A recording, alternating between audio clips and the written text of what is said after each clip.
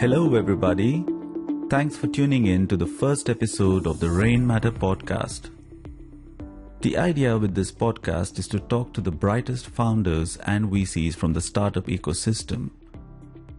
In the first episode, Nitin speaks to Vishvajit, the founder of Quicko, which is working on making taxation easy for individuals, traders, and businesses. Let's listen in. Hi, everyone. This is Nitin from Zerodha. I also run an initiative called Rainmatter, where we're partnering innovative startups who are trying to kind of grow the capital market ecosystem, help traders, investors. Today, we have Vishvajit, who's the founder at Quicko. Many years back, one of the big problems most traders, investors in India faced was filing taxes. And it's a small piece. I mean, it's actually a very important piece of the business, but most people forget. A lot of people think, you don't really have to file returns, right? It doesn't work that way. Everyone's required to file income tax returns, even if you make profits or you don't make profits. So we caught up, Vishvajit and I think 2.5 years back, and we just loved the product Quicko had built by then already. Right, and the product has evolved. It's become a much superior product. So today, if there's a trader, investor who's looking to file returns, I think the quickest and the easiest way to do it today is through Quicko. Thanks, Vishvajit, for joining. And the idea for this conversation was to discuss your journey, your learnings. If you're seeing some kind of behavior, trader, investor behavior, good and bad. If there are bad, what can we do to fix it? And if there's good, I think it's good to be sharing with everyone who's going to watch this, right? And also, also hear a little bit about your business and your personal story as well, right? So thanks, Vishvajit. So how about starting with your background, as in, so I don't know if I've asked this question before, but so it'll be interesting to know a little bit of your life story. How did you end up at Quicko and then starting Quicko? Awesome. Nitin, thanks. First of all, thanks very much. In fact, I should be doing this. There's a lot more to be learned from you than we are just starting out. I think you have had this journey. We are just beginning at the beginning and end of this journey. But let me first of all clear it out. I am with everyone else. I hate filing income tax returns as much as everyone else does. But I mean, taxes is an important part of democracy, and that's how we do nation building together. And it's one of those necessary evils. There are different ways to do it. I mean, we can debate the whole day about it. What our objective always has been at Quicko is how can we simplify it for our users, right? And Nitin, I've always worked in fintech. I started my career at Fidelity, which pioneered personal financial investing in US market with 401ks. At one point, Magellan by Peter Thiel was one of the biggest, largest mutual fund. So that's where I started. And I always got fascinated by technology and finance. So my second job was also technology and finance at Deutsche Bank, mostly post the 2008 financial crisis. Every bank was essentially building some sort of risk management tool, right? So I used my hands there as well, helped implement Dodd-Frank and Basel, some of those regulations. And while doing that, Nathan, I very quickly realized that I really enjoyed solving problems. I especially enjoyed solving problems related to finance using technology. And I thought I was good at communicating to all these stakeholders, whether it be business or technology. And so decided to move back to Ahmedabad, which is my hometown, and founded Quicko. It wasn't a light bulb moment. Started building out a lot of different calculators just to see how, because I was coming back to India after almost 10 years. So I didn't know where we were in terms of, market penetration, internet penetration, mobile devices. So just, started building out a lot of calculators. When was this? Which year was this? This is back in 2014-15. And what is your background? As in, what do you do in college? So I did a bachelor's in computer science, and then later on also did masters in computer science from Rochester. It's one of those upstate New York schools, very cold weathers. So so that has been the journey. I think a very important question that I get asked very frequently, right, is, dude, you got to move to Bangalore. And I think there's some similarities there, right? I always wonder, Nitin, how did you end up building India's largest brokerage out of Bangalore, right? It's counterintuitive. I go to Lower Parel, all this, fancy offices and meetings. And I wonder, Zerodha is absolutely, counterintuitive, because we have a team sits out of Zerodha office, and it's a very different environment. Yeah. So, can you tell us a little bit more about that? I mean, why Bangalore? Why not? At no point did it occur to you, when you had money, let's go to Mumbai and rock the town. I mean, Bangalore is where I've lived through my life, and I love the city. So it was just so I started my career here, right? As in, I had a tumultuous, like a roller coaster kind of a career. So it was, when we started Zerodha, it was like a natural extension to be here, and it didn't make any sense to be in Bombay for any particular reason, because the thing is, at Zerodha till date, we haven't hired a single person, like a senior person from another brokerage firm. As in, there's so it's all built by folks who came without any baggage of being in another brokerage firm, and that's why I think we are a little different compared to competition. So yeah, I mean, I think like with you as well, right? As in, a startup coming out of Ahmedabad, a fintech startup is not heard that often, but it's quite cool. Like I remember you telling me that Ahmedabad is the hub of chartered accountants. Your decision of getting to Ahmedabad, was it because of that, or was it because it's your hometown? I am a Gujarati, you guess. So, no, I mean, of course, you want to be amidst talent pool, right? And I always tell people that we are not a kind of an online a tech company, a chartered accountancy firm in disguise of a tech company. I come from technology background, and we always, I mean, if not this, we would be solving some other problem using the technical skills that we have acquired as a team. And it just happens to be that, Ahmedabad is hub, just like Kota is hub for, competitive exams, and Ahmedabad is hub for, chartered accountancy and company secretaries. And we end up finding a lot of great talent that comes out of, in fact, this year, the topper in CA exams is from Ahmedabad. So it really helps, to be amidst that talent pool that we can go tap into. But you are absolutely right. I mean, there are, along the way, we're going to talk about, what are the challenges, starting a startup out of, Ahmedabad is a metro, right? We are more than 80 million population now, but still considered tier 2 city in terms of, access to the startup ecosystem, or, VCs and financing and things like that. So I would love to, because a lot of founders these days have those questions, because now we are seeing startups coming out of, a lot of tier 2 cities, Indore and Kanpur. And speaking to Harshil, etc., I think they came out of Jaipur. Right? Yes. So Razor, they started out of Jaipur. And a lot of their early days were in Jaipur, yes. Got it. So you're saying you came to India with no agenda. Like you just said, I want to get back to India. And you came here and you started off building calculators, like to make life easier for people filing tax returns, right? That was okay. Right. So, I mean, I have a young one just like you. So we wanted to, grow him up with along with the family. We live in a united family here. So that was the goal. Me just moving back was a kind of byproduct of that function.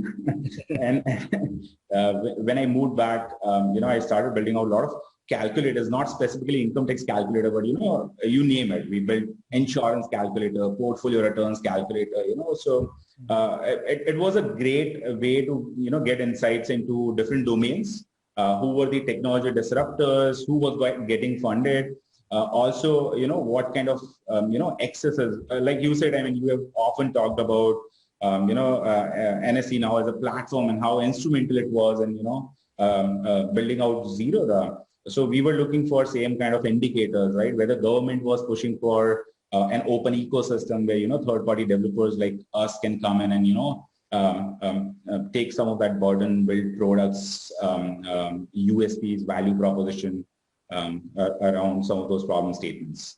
So when you're building all of this, was there a monetary angle to this, or you're just building it for fun? No, there was no monetary angle to it. I saw, but like I said, I came from Fidelity, a lot of personal financial planning background, right? So that side of Fidelity business is mostly advisory and, how we can educate our target audiences better. So I came from that thought process. So a kind of monetary, monetary angle, or, how to monetize the product was never a goal. Until we, until we realized that, income tax was this problem statement that there weren't any technology disruptors solving that problem, right? We saw a lot of online to offline providers, but that we definitely knew wasn't the, right way going forward. So it looked like a right problem statement to solve. It's something that we also felt very passionate about, because you go on Facebook and you share your personal information, right? Your life story. You go on with your bank, you have your data relationship. But when you come to a text platform, it's essentially summary of your entire year, right? It's starting from who you are to, where you work and how much money you make, to where do you invest. So you share all of that data, and it definitely, to us, it occurred that we needed to educate users better, build interfaces through which they understand. Because mostly taxes are black box for a lot of people, right? And that is why it's such a taboo. People don't want to, it's not a coffee table discussion, how much you pay in taxes. Right. Except those Bollywood PR exercises where somebody says, Akshay Kumar paid 100 crores. Right. So you're saying, so this wasn't really your problem statement, right? Then Quicko was, you figured this was a problem statement by the users of all these calculators that you had built. Right. So when was that realized? When did that happen? When did you realize that you need to build something like Quicko? What year was this? Right. So this was back in 2015. So I moved back in 2014 for 6 to 8 months. I didn't know what to do. Rented premises, a couple of old friends, engineers that I knew of, gathered them together, and we started building these calculators. And in about 6 months' time, we knew that we wanted to build Quicko and the problem statements that we wanted to solve. Got it. And so when you say we, can you give some backgrounds and who are these? So I think that's where I'm gonna ask you a couple of questions, right? But so in case of Quicko, we have several people who have been here since the beginning of the journey. I mean, Hiral, who has been our lead chartered accountant, she is a very popular on Quora, most viewed author when it comes to taxes. Sakshi again started since the beginning. Of course, I knew that I'm going to need some chartered accountants. So with a couple of friends like that and a couple of engineers that we hired very early, we started building out Quicko. And I mean, that's something I always ponder upon. I mean, lately you've started telling, more of your story. There always comes a time where you get that opportunity. And what I see is, the same guys that started Zero 10 years back are still there, right? I see Nikhil and Nitin, I see Hanan and Austin and Venu and all these guys, Karthik and Kailash, right? So how important do you think is, retaining that core team? How do you do that, right? That's a problem statement that all of us founders face. Right. Yeah. I mean, oh yeah, you're throwing one back at me. Okay, so no, I think when building, like, see, I didn't know this. I think I accidentally learned it along the way. I think it's about getting people who believe in the problem, right, and what you're solving for, right? Because I think I think I've seen founders attract people by paying more, etc. Right? As in, that's very tough to those kind of relationship which is getting built because of some monetary reasons are very tough to sustain in the long run, right? Because there is always going to be some opportunity that can tempt someone out of the relationship, right? So I think the reason not just the core team, but if even the extended team, I think out of the first 100 who joined us, maybe 10 have been quit or asked to leave till they have quit or been asked to leave till date, right? And today I think the biggest edge we have on our competition is that the fact that each of these people on our team are just so proficient at what they do, right? And so I think it's about it's not an easy task, right? As in, like even if you have been able to keep someone who's a lead chartered accountant with you for 5 years, you've done something right? Because it's very tough in today's world to for someone who's really skilled in terms of chartered accountancy or being very active on social media and well known on social media to be staying with you for so long. So it's no, I don't know. I don't know what's the right answer to it, but I think it's about your team is really all that you have when you're running a business. So you need to take care of them as your family, be honest, be constantly try to help them grow. And if they see that in you, good and bad times, I think those relationships last, and like personally, I put team over money any day, and that attitude has kind of maybe helped keep everyone together, right? It's actually the craziest thing is our tech team, which is like a superhuman 30-member team.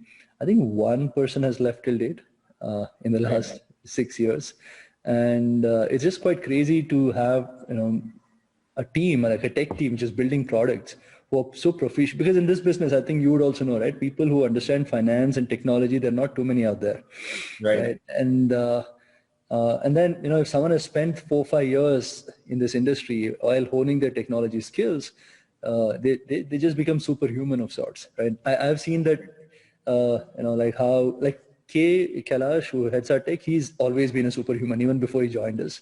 But all the teams, all the people he got under him, I've seen them evolve over the last 4 or 5 years, and they've just gotten better. By every 6 months, they're so much better than before because. And because you're a small team, you're kind of working on multiple problems. You're not building one like button on, one like button on Facebook, right? I mean, you're actually being part of a lot of discussions and conversations. So you are actually growing intellectually. So, and also my attitude towards how teams have to be built has changed over the last 10 years. If you were to ask me last 10 years back, I thought putting people, throwing people at problems will help solve the problem. Right? I mean, that was the attitude I had, and which is old school kind of attitude. And that's changed completely. As in now I'm like, people can't, just throwing people can't solve any problems. Just to give an example, 2 years back, we were at 1,200 members as a team. We had, I think, 1.5 million customers. We are at 4.5 million customers today. We're a 1,100 member team. So we have actually shrunk in size in terms of the team while we have grown the business 3x, so. Right. Yeah. So I think it reminds me one of your recent quotes. I don't know if you borrowed it from someone or not, but it's not about big beating small anymore, right? It's about fast beating slow. And I think that core team is a very integral part of it, right? Because you've been solving problem together, it intuitively comes to you, right? As to what your customer problem statements are, and how fast you need to solve them. So a lot of time, ours is sometimes a seasonal business where a lot of people in India file taxes in the last few weeks, which is why historically we've heard about income tax department servers crashing down, and stories like that. So we always feel that we feel burnt out at the end of tax season, and we say we want to go on a vacation somewhere. And here we get on a call with Zerodha folks, and for you every day is same, right? I mean markets don't have cycles. I mean there's some firefight happening every day, and there's somebody. Just one of my, I don't think as a stockbroker I should be hoping for it, but I hope that stock markets in a year has a 15-day off. Even if it's not an off, market opens, the price remains the same during the day, right? Let people transact, but at one price. Let that price not change, because that price changing is such a I mean, you're in constant stress. Like, like I'm talking to you right now, but somewhere in my back of my mind, I'm like, what's happening to the markets right now? Is it volatile? Is it, is our platform okay and stuff like that? Right. But coming, this is something that I've asked you before as well, which is because it's so seasonal. What do you guys do the rest of the year? Right? So the tax filing season is maybe 2 months, right? As in 2-3 months. Let me think about it. It's gonna in any way impact the fundraising rounds. No, I mean, we have continuously pondered that question as to of course it feels nice to say that it's a seasonal business, but I mean, with 10 crore people in India now filing taxes, especially we started supporting all different kind of taxes on the platform, right? Including GST and TDS. Of course, it's a year-round affair, right? You file your income tax return once a year, but you pay your advance tax 4 times a year, right? You do your tax planning around the year. You want to make sure what your post-tax ROIs on your capital investments. So we are continuously innovating, investing into our platform where people come and interact with us more frequently, and which is another reason why we have recently launched something called Sandbox, because running Quicko over the last 4 years, we realized that taxes are omnipresent. Wherever there is money exchanging hand, wherever there is payment happening, there is some form of tax component attached to it, right? So we realized that we can't always expect our users to come to our platform. We will have to go to them. Right. So if you're buying something off of Razorpay, or if you're buying something off of Amazon, or maybe you are doing salary from an HRMS platform, there will be a tax component attached to it, and which is what we are trying to solve with a Sandbox and kind of integrate into larger e-commerce ecosystem in India, where as they build and grow their businesses, we'll help them solve taxes using technology first approach. So we are continuously innovating in that direction. Can you give some use cases of the Sandbox, as in who are the kind of people and how are they using this? No, absolutely. So, I mean, our thought process behind Sandbox again originated as we got funded by Rainmatter and started looking at Zerodha and the ecosystem that you guys have built closely, right? We were probably, Nitin, I think after Digio, we were the only second maybe platform outside capital market ecosystem that you guys invested in. Yes. We've seen all these great platforms built on Kite APIs.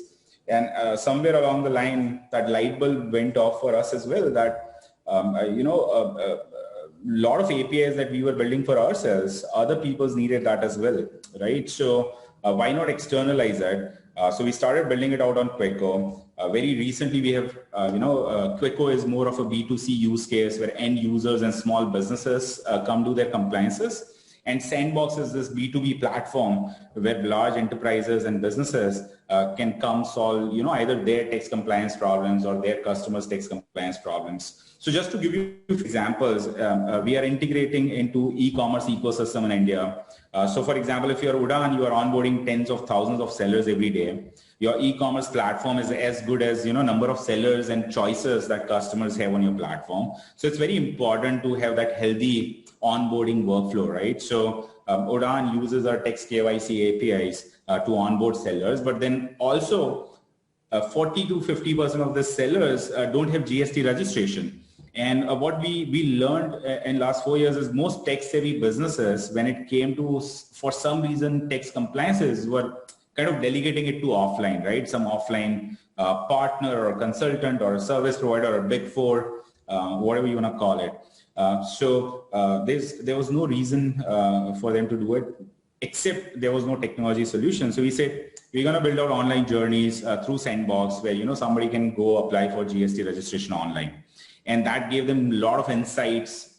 They were able to integrate that within their workflow and track it. So that's just one example, right? We've been able to do the same with Zerodha, and which is primarily, Nitin, you invested into Quicko, right? Because a lot of young target audiences use Zerodha because of how you have built a technology first, brokerage platform.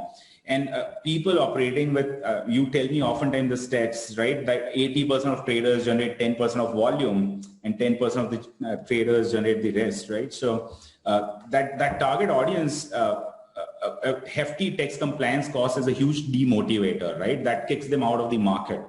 What we have done in partnership with Zerodha is, again, using Sandbox, build the seamless product journeys where you can bring your capital gains or your, intraday and F&O trades. A lot of time we get users having tens of thousands of trades. I mean, think about manually punching in that data into utilities or other platforms. So that's what customer has loved. And that thought process of, a customer first approach has really paid off well for us. So that's, so we are partnering with a lot of wealth tech, investment tech platforms. On the other hand, we are also partnering with, banks and lending platform who need to make this important lending decision, and where they need to, look at what your tax compliance history is, whether you've been regularly filing your income tax returns or GST returns, what incomes have you been reporting while filing those returns, so forth, so on. So we were very surprised. I mean, we have, a small startup who's building out a wealth tech platform using Sandbox, while we also have the largest e-commerce platform in India integrating onto Sandbox. So just the wide variety of use cases that we come across. How many end users are you today addressing? So Quicko, Nitin, this year we helped 100,000 individual taxpayers do their tax compliances through us. On Sandbox, we are just building out. It was something that we thought would be nice to build, and it has since then turned out, a very important problem statement for us. So we have 100 plus, marquee customers. Some of the names I said, their use cases are very well documented on our website called sandbox.co.in. But our goal is to get to, 1,000 Sandbox SaaS subscription in 2021. So fingers crossed. That's sweet. Is there a competition there, or are there other folks trying to do similar stuff? No, absolutely. So I think the fundamental difference, right? The reason we built Sandbox is when we as developers went and looked for, API SaaS subscription platform, we couldn't find any. I mean, most of the API platforms in India are commodity platforms. They have commoditized APIs, and you get on this lengthy sales cycles where, based on who you are and how well funded you are, you will be quoted one-time setup costs and, onboarding fees and things like that. One platform quoted us 10 lakh rupees onboarding costs. That's something we wanted to break, which is why Sandbox is a self-served, self-onboarding platform.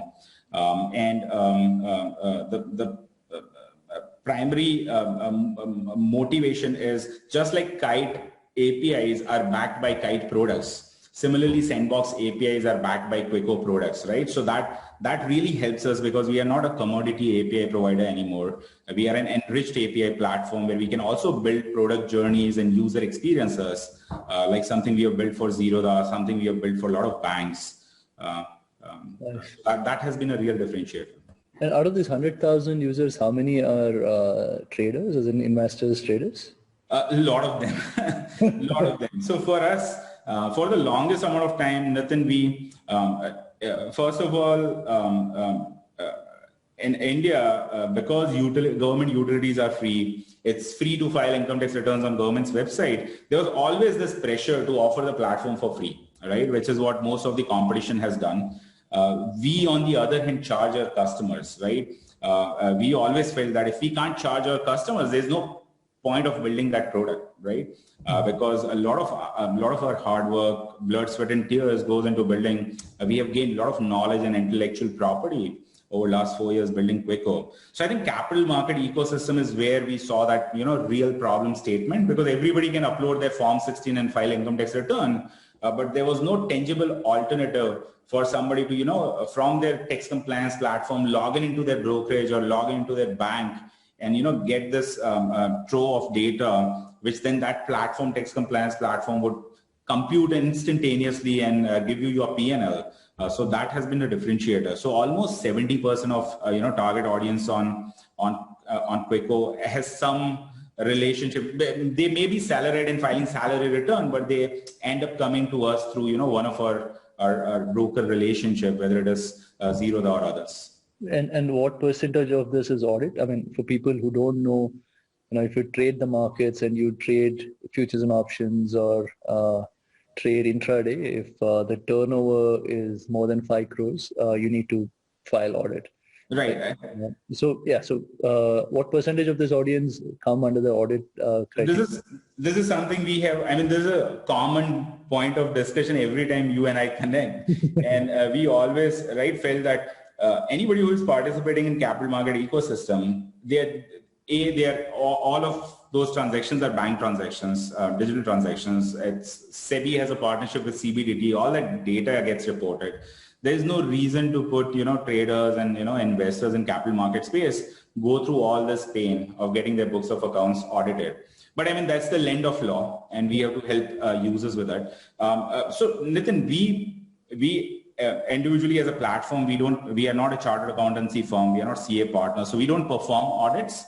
What we help people do is file income tax returns. And if there is audit applicability, of course, we use our algorithms and our technology know-how and our understanding of income tax law to, recommend them whether tax audit is applicable or not and why is it applicable. And if they need help and if they ask for it, we connect them to, chartered accountants who could help them accomplish that. But I mean, from data and my understanding, almost 30 to 35% traders who are either participating in intraday or derivative markets have audit applicable for one or the other reason. Primarily also because we have talked about this draconian rule of calculating absolute turnover, right? Because in derivatives, the turnover can add up very quickly. So but then this year is the 10 crore, announcement, the turnover being up to 10 crores for audit, that will probably help a little, right? Doesn't it? It does. And it will. Primarily, I think there are two rules to it, right? So it's linked to turnover, and second, it's linked to whether you are making profit or loss, right? So if your profits are less than 6%, then irrespective of what your turnover is, you again have to get your books of accounts audited. So a lot of traders that we get, have profits maybe less than 6% of their turnover, because again, like I said, the turnover gets calculated in a very weird way. It's very difficult to have more than 6% profit, right? Absolutely. No, I mean, we've been representing this at multiple places. Unfortunately, nothing has come through till now. The other thing in this budget was around this pre-filled ITR forms with capital gains, right? As in, how do you envision that's going to be executed? Because it's that capital gain computation is such a complex computation, especially when you have to do FIFO, you have to worry about corporate actions, mergers and all of that. So how do you envision they will execute that? As in, have you thought about that? No, absolutely. I mean, it's fundamental to our business, right? That's one of the use cases we solve on our problem, on our platform. And we are very excited about it, Nitin. I mean, if that happens and if income tax return is only, verify and click on submit button, no one would be more happy than us, right? Because we felt that was a pain point and that was a problem statement, which is what we set out to solve. And if government is going in that direction, we are very happy. We'll somehow figure out a way where we can, there are still so many people who want to treat their capital gains as business profession income, or somebody who has, sold a property. There are so many other use cases where Quicko can still add value. But I think it's something that finance minister said from the floor of Lok Sabha. So I would take it very seriously. We have seen some shortcomings in terms of what income tax department has been able to produce historically, right? For example, simple example is, SEBI only gets data that gets reported by exchanges, right? There are a lot of downstream expenses, right? There are broker charges and other expenses, which are very important component to reduce your tax liability. Right. So even if you pre-fill capital gains based on what data SEBI reports, you're still going to miss out a lot of tax savings. Right. So that's very important problem statement that we see. But I think in general, what is happening is, with Aadhaar now getting linked to all the different, data entities, increasingly income tax department can reconcile that data and produce it in your income tax returns. So, but for you as Quicko, kind of building this capital gains thing, right? I mean, could you tomorrow assume somehow finance ministry contacts you and outsources this calculation of capital gains for 1 crore Indians to you guys, right? So you will get data from the depositories, you'll get it from exchanges, right? You'll have to somehow compute capital gains. You think that's doable as a project? Because I'm still wondering how because it's a really complex. You could be wrong in so many different ways, right? As in, No, absolutely, absolutely. So your compute engine can be as accurate as your input data, and we see so many discrepancies, right? And data, especially in capital market space, there's so many varieties of corporate actions that is very difficult to reconcile, right? People moving their portfolio from one platform to other platform only tells one side of the story. So there are all these problem statements. But Nitin, one thing that we do really well is now we compute kind of trade P&L on more than 100 million trades as we partner with a lot of different brokers, and that data quickly adds up, right? Because Zerodha does a significant portion of turnover on exchanges every day, and we get that volume of data come to us when we need to compute the trade P&L. So that's something we have increasingly gotten better and better. Because in golden quadrant where Zerodha falls, we've also been able to take that use case and kind of push the envelope in brokerage industry in general, right? So a lot of Zerodha customers have gone and asked their brokers to build better partnerships and deeper integrations and product journeys like Zerodha has with Quicko.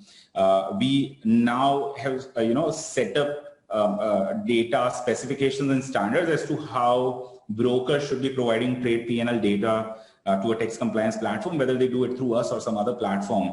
That's irrelevant. The problem statement is how can we help capital market investors and traders, do it in a cost-efficient manner.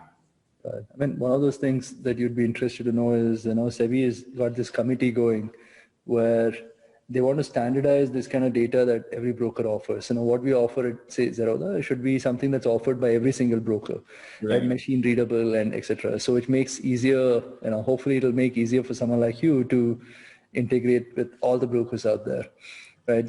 So the other thing, which this is just a overall taxation in general kind of topic. What do you think government can do to increase tax compliance in this country? Because at the end, I think last year there were 6 crore Indians who file income tax returns. So how does someone do it? So Nitin, that also brings up a very interesting anecdote, right? Nitin always says that Zerodha spends zero on paid marketing. I mean, we say the same thing as well, except government does the paid marketing for us, right? You see all those tax bureau, tax file karo ads in theaters and radio stations. So what we have seen over the last 4 or 5 years running Quicko, Nathan, is the number of tax filers are disproportionately low, right? And we are talking about filers. We are not talking about taxpayers. The number of taxpayers is much lower than number of people who file income tax returns. But at the same time, we have seen that number grow at a steady pace. When we started, there were about 3.5 crore people filing income tax returns. This year, that number would be hitting somewhere around 7 crore. Right, so there is a steady increase of about 10 to 12% year over year. I think fundamentally the new regime. That's why I was really excited about the new regime. But for some reason, it felt like a weak poker hand, right, where you wanted to go all in, but you couldn't gather the courage. So finance minister left choice for the taxpayer, and which caused a lot of confusion. But I think historically, tax law is an archaic law. There have been so many amendments made to it. A lot of time, we know India is, democracy. There are so many constituencies to keep happy. So one year you have a deduction for salaried, the next year you have something for business people, right? So the old tax code has become so complicated, and which is why it was very important, right? Because in West, there's this burning debate that, you need to have broader tax base and lower tax rate, right? You need to have a very simple tax code. And I think for starters, new regime offers that. It also alters very important behavior, Nitin, that I see in, like wealth tech, investor tech ecosystem, that ELSS is the hottest category when it comes to, investments. And it's really a kind of wrong end to look at, right? When you want to do wealth creation, I mean, just saving taxes cannot be an objective, right? So what new regime does is it gives more freedom to individual taxpayer, where they can decide what schemes they want to invest in, whether they want to do more equity, take more risk, or be more risk tolerant. So I think that would really help if we just had one single tax regime, which was new regime, and then people can choose and decide what they wanted to invest in. Got it. Who are these people who are not filing returns right now? I mean, these are more self-employed and people employed in smaller companies, is it? I mean, because the ones who are working in a certain company and over, they can't really get away from it. Right. In certain size and over, right? So, right. And how big is that audience that potentially can file returns, you think? As in, like, if right now there are 7 crore Indians, how much more are there in India who can potentially file income tax returns? Right. No, so there's this burning debate, right, that 72% of women are part of labor workforce in China, while less than 15% of women are labor, and that's 50% of population in India, right? So that's one huge target constituency. The other thing that we see is increasingly, because there is a TDS on salary, we see more and more salaried people filing income tax return because their TDS gets deducted by employer, gets deposited.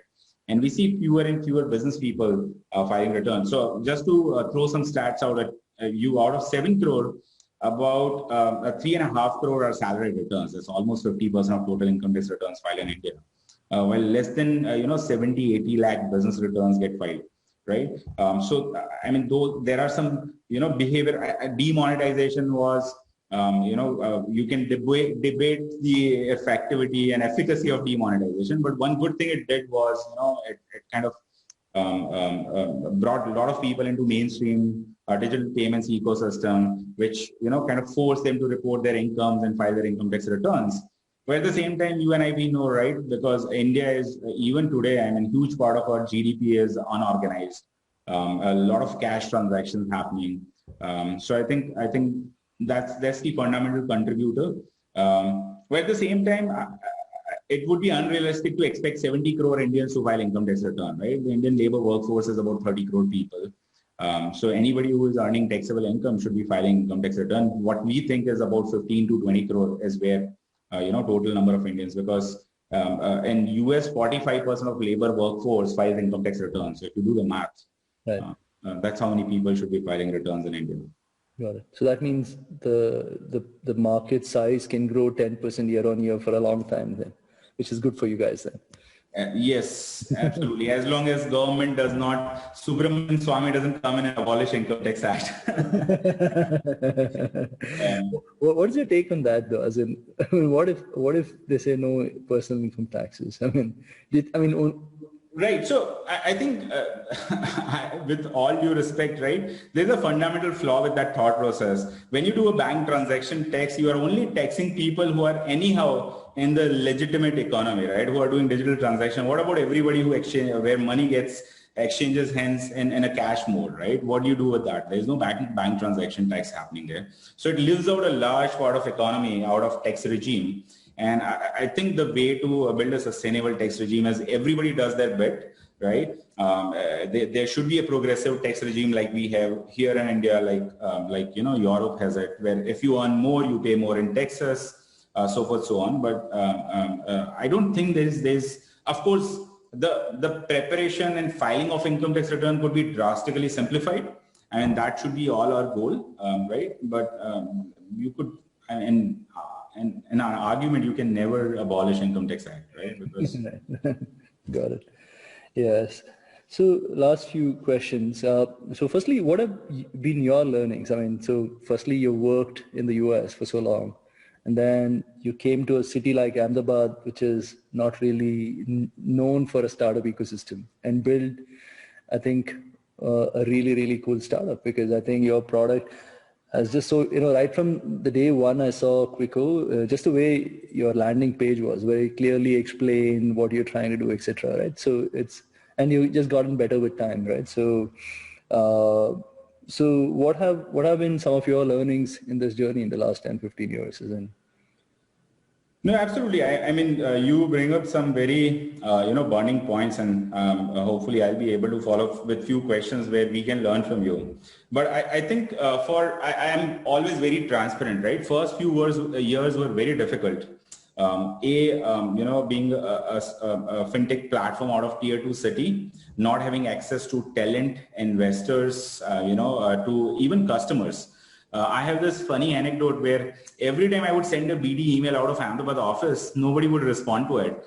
And for some reason, when I'm in Bangalore and send that email, people would respond back to it. I don't know if there's any logic to it, but it's just right. Being from that tier 2 ecosystem, there are only handful startups that you can name out of Ahmedabad. I hope there are more startups happening here. I hope there's better infrastructure, better resources accessible to startups in tier 2 cities, not just Ahmedabad, all over India, right? So I think for us, that pivot point was, Rainmatter investing. That really changed, right? Which is, I mean, whenever I talk to any of my fellow Rainmatter co-founders, that has been the motivation, right? I might be buttering it up a little bit, but you are one of those consequential founders, right? And your values and the business that you guys have built, it's just such a motivator.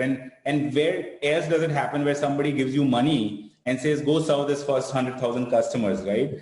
So that's too good a deal to, refuse. And which is why we were really excited when, Rainmatter, that validation was very important for us. And since then, we haven't looked back. I mean, most of the problem statements we have faced since then are related to growth and scale, right? How do we help more taxpayers? How do we go replicate this with other partners?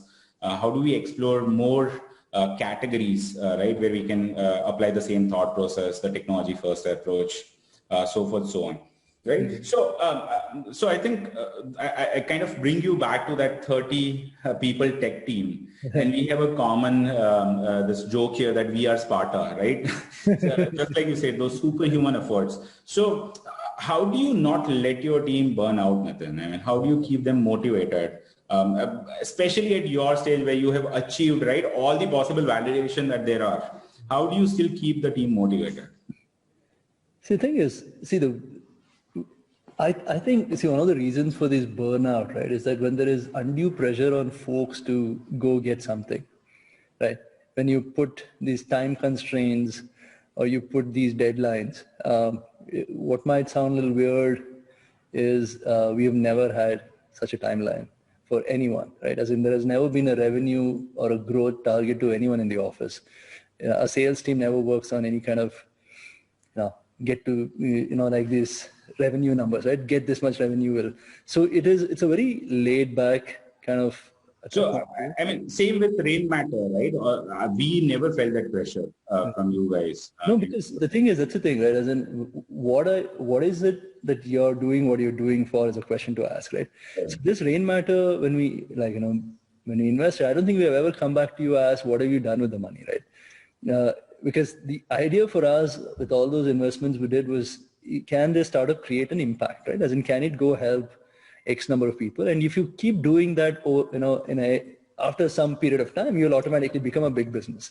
Right? And like personally in my head, right, I'm not a believer of setting targets and chasing it down, right? So I am one of those guys who says, do whatever you can, the best you can. And if you're at the right place, right time, good things will happen to you, right? I mean, you need some little bit of luck as well, right? So, and the idea is, make sure if you meet good folks on the way, you have a good relationship. So, you're all, because keeping the right, being around with the right kind of folks is also extremely important, right? So, so yes, I mean, that's been my attitude to life, and which means that even though we've had some really, really tough times, right? Because, if our platform's down for 5 minutes, I maybe get like a zillion emails saying, cheat, con, fraud, so, right. When you're doing all of this with no expectation, etc. in your mind, I'm almost pushed to edges every time something like that happens. But what has that meant is that the team is generally working without any pressure, right? And if you can make working fun, you really don't burn out, right?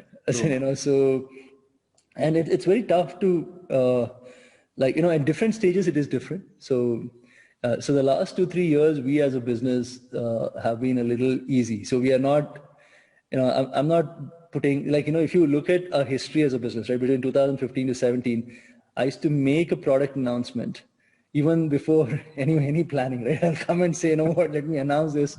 Then I'll go and find a way to make it happen. And then we used to push each other a little to make it happen. But then I realized that attitude is maybe a little can burn out. I think one of the best things I've done in this journey is stay away from the tech team. Until 2016, 17, early 17, I used to somehow think I have no tech knowledge, right? But I used to somehow think that if I am somehow around them all the time, I will be able to push them to do something, right? And eventually, I and Kailash had this conversation, and he said, "Dude, you're actually slowing things down." And because I used to be like, let's do this and let's do that, and just take people between different projects. And yeah, so I actually almost walked out of the tech team. So I don't interact with them like the way I used to before. And I think that was one of the best things I've done in my journey, which is to just not interfere in something that you don't understand. Right. So I think there was a follow-up question there. So did you ever feel handicapped? A lot of people have this thought process. A lot of young entrepreneurs, students reach out to me as well as to, do I have to be from technology background to build a startup, right? Because technology plays such an important role. Did you ever feel handicapped in that sense? And what would you tell to those people, right, who feel that if you are not a technology guy, you can't build a startup? Because you are a living example of that. We see Brian Chesky running Airbnb, no technology background. So I think it's about, I think personally, I've played sports through my life, and I believe that you need to first build core competency in something. Right. The thing is, if you're a technologist, you're someone who can build great products, you're an outlier, right? As in, like you could potentially go solve any, I keep telling to Kailash, saying that, dude, you could build anything. Right. I can only build a broking business. I can't build anything else, So, right. So yeah, if you're not in today's world, if you're not a technologist, I think you need to go build core competency in something.